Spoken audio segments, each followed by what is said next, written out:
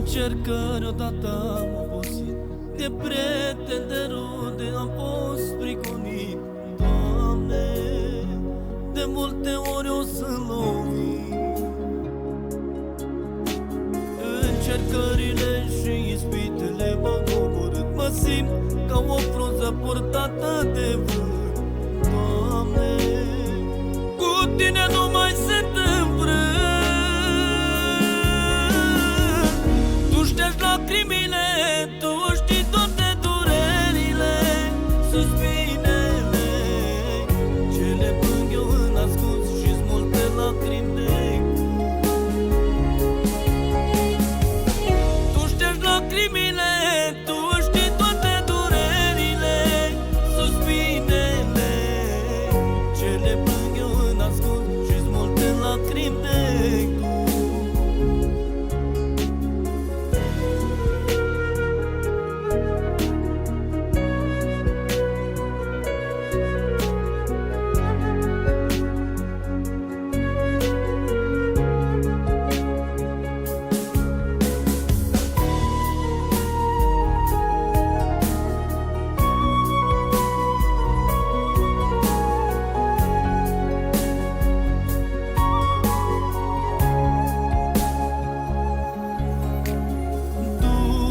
grea dinăuntru meu, nu poate lua nimeni, Domnul meu.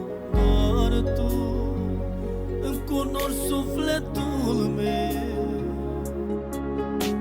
căci Tu în tăcere mă vezi cum suspin și lăcrimezi, cuvinte duși numai Tu înșoptești.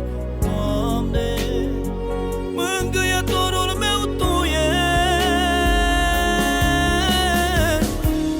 Lacrimile, Tu știi toate durerile, suspinele ce le plâng eu în ascuns și-s multe lacrimi de sus. Tu ștergi lacrimile, Tu știi toate durerile, suspinele ce le plâng eu în ascuns și-s multe lacrimi de sus. Lacrimile, Tu știi toate durerile, suspinele ce le plâng eu în ascuns și-s multe doruri de spus.